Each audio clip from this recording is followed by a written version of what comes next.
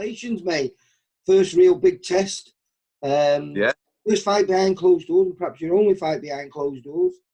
Hopefully we can have a crowd sooner rather than later. But do you know what? I was thinking it would be, strange fighting behind closed doors, having no fans there. But it is true. Well, once you get in there, it doesn't matter, does it? It doesn't matter whether you're in an arena full of thousands or no one there at all, like there was yesterday. I think the only time it can make a difference is if the fight's a tough fight and perhaps it's not going your way and you're the home fighter, and perhaps you feed off the crowd on. Talking about the fight with Bisweiler, and he went down with the body shots. I don't know if you remember, he got caught with a body shot and went down heavily, and the crowd was cheering for him to get up, and he said it wasn't for them there. But 9 times out of 10, you're right, it doesn't matter. But a real test for you, mate. A guy who was 7-0, undefeated. I looked, Rob sent me a few clips over, and I was surprised. He was a big lad, wasn't he? He was big, yeah. I think he had an inch or so on me in height, and probably a little bit bigger than I thought. I expected him to be a bit taller than me, but yeah. No, both made the 12-7 limit. So. And what did you weigh in at? 12, 6 and 8 ounces, I think. So just under perfect. Yeah. I've got Jay Tinker from JT Nutrition does on my diet and done a really good job of helping me get down and be right on it. Is it hard for you to make the weight? Not with the help like that. It's not easy by any means. I've got to be disciplined. Stay on it, stay focused, no cheating. But I get there, and I get there healthily, and I think that's the most important thing. And I can see a physical change from the photos that you put up with the weigh-in. Much more defined now, mate. Yeah, definitely. Again, I think that's about specifically focusing my diet. In having Jay, obviously, he knows a hell of a lot more about it than I do, and having it, all the food being right, and then of course the training as well. I've trained so hard for this fight, and thankfully it's paid off.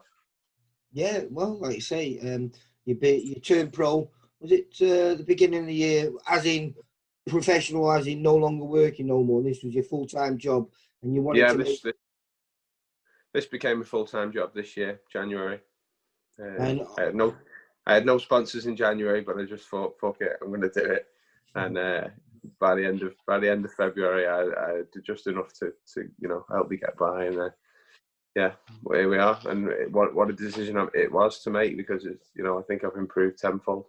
Well, we were speaking before, wasn't we? And we were saying that I think it perhaps been beneficial for you for this lockdown, because it's been giving you the time for, because you come from, Thai boxing, kickboxing, I always get it wrong, but you've come from that martial art, and the stance, everything is totally different to boxing. Even though it's the same sport, you're trying to punch knock one another out.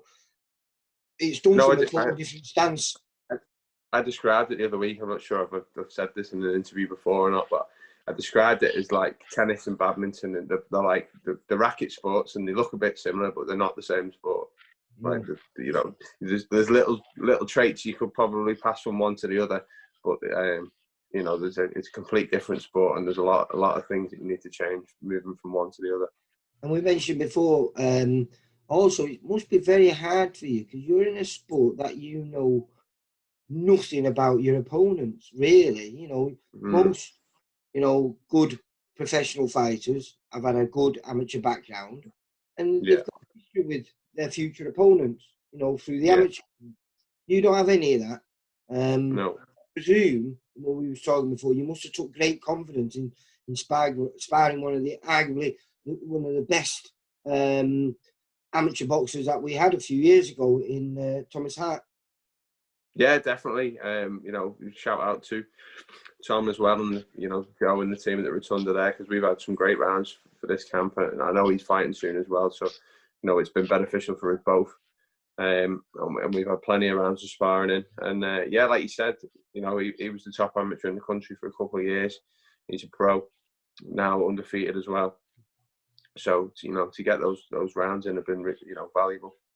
Yeah, totally. It also gives you that little bit of confidence going forward, because obviously he's been a major part of your professional career, for the last, 12, 14 months you've been moving around with him?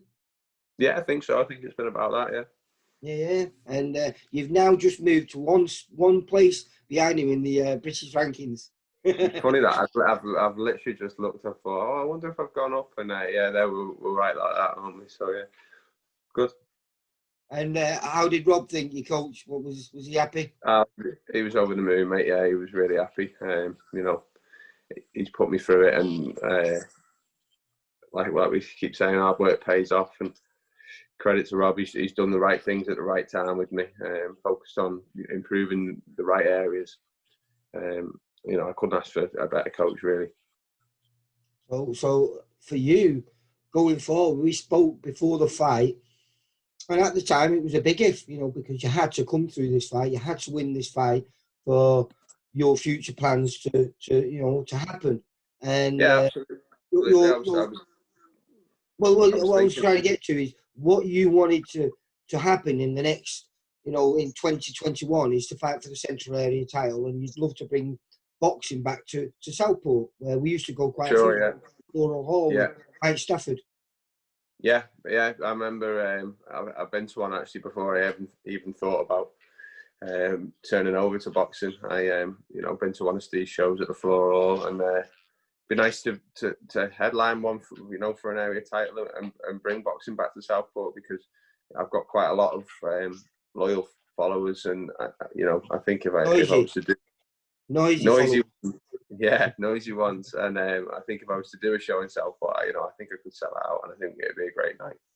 Yeah, no, I've always enjoyed going down. It's a lovely venue. Good atmosphere in there, because Mike used to pack them in there. But now you've done that.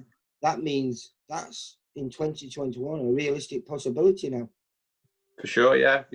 As soon as the fans can start coming back and we can start having crowds again, it's definitely something I'd like to do, and I'm sure Steve would be interested in doing it as well. Mm-hmm. Yeah, well, like I say, hopefully we're going to get you out again before the end of the year on perhaps one of our shows. But that must give you great confidence going forward, because, like you say, not only did you take your first O, a guy with not just a winning record but undefeated, you also got your first KO. And it's spectacular style, mate. It was an absolute peach of a left hook. Yeah, I just a really well timed shot, wasn't it? The timing was perfect, and buzzing with the KO. It looks great. It's certainly one for the highlight reel, and it's certainly one to look back on in the future and go, show the kids and all that. Well, like you say, I was a little bit nervous, because obviously things have not gone too well for the majority of our VIP fighters. We've only managed to pick up a draw behind closed doors. So I did promise you. Well, you did, mate, and you delivered, mate. You delivered, and like I say, you delivered in spectacular style. And like I say, it seemed like it was a really good show. And another, not a VIP fight, but a guy who's fought half his career on VIP shows as a away fighter. Ben Fields picked up the Central Area. The Midlands area title, didn't he? He did, yeah, Midlands area. I didn't actually catch the fight. I got dragged in for an interview, and then come downstairs, got changed, and there was a lift outside for us, so I took the lift and got off straight away. But apparently it was a really good fight as well. I'm looking forward to watching that one back. Well, what's the plans going forward now? Are you going to have a few days off, a few weeks off? Or? Yeah, no, not weeks. I don't believe, especially, it's my full-time job. I don't believe in having weeks off. I'm going to have a few days off, enjoy a bit of nice food, and then, back to the drawing board, sit down with Rob, Steve, and decide what's next from here. Was there anything that you'd been working on prior to the fight that you managed to utilise and you thought, yes, that was nice, I'd worked on that and it paid off? nothing that's jumping out and sticking in my mind. Just the overall package, you know, little improvements everywhere in my whole game, and I think that helped raise, you know, my complete game to another level, and I think I was able to show that. Albeit, I think it was a bit of a cagey opener, the first round. You know, I think I rocked him at the end of it, but you know, you could arguably give him the Actually, first that's round. what I was trying to allude to, actually, because the combination that finished the fight was also the combination that ended the first round. It was a right hand left hook, and it was a right hand left hook that actually finished the fight, and you'd actually rocked him literally. I think you were saying it must have been the final punch of the first round. I think so. I remember. I think it might have been the right hand. It might have been a left hook right hand at the end of the first. I can't remember. I'll have to watch it back. But I think it was pretty much the last shot that landed in the round. And I remember him grabbing hold of me, and obviously that's a good sign that you've hurt someone when they're holding on. So that definitely, you know, gave me a bit of confidence going back to the corner at the end of round one. And Rob just asked me to be a little bit busier, not to wait, not to be so tentative, and just let the shots go. And I think you let your shots go in the combination, because, like I said, he looked a really nice boxer. He had a lovely jab on him, very crisp with it, but he was throwing single shots. And when you threw your little combinations together, it made a big impact on him, and he seemed to be a little bit, you know, lost to what to do to answer you back. Yeah. I definitely, you know, I felt good. I felt strong. I felt like when I opened up, I had success.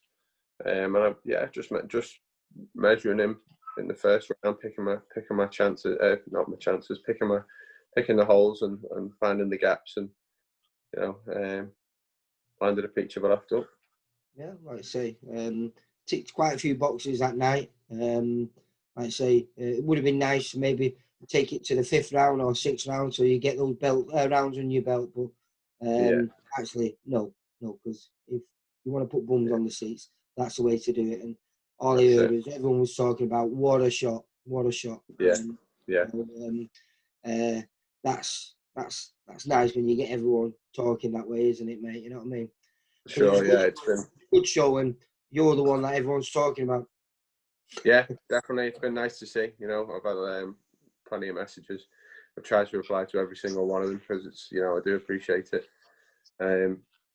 Yeah, I'm buzzing, but you know, we can't revel in it forever. We're gonna have to move on and see what's next. Right. So I'll be excited to see what's next. Like I say, hopefully, you're going to be on one of our shows, maybe at Bolton or something. And then, like I say, fingers crossed, everything keeps going well. 2021, we're back at Floral Hall. Yeah, that'd be lovely. All right. Hey, listen, Jake, congratulations, and say hello to Rob for us. I will do, mate. Thanks very much, Lee. See you later. Bye. For all boxing info, news, and latest interviews, amateur and pro, across the north, click and subscribe. VIP Boxing Promotions. Also, Twitter, Instagram, and Facebook.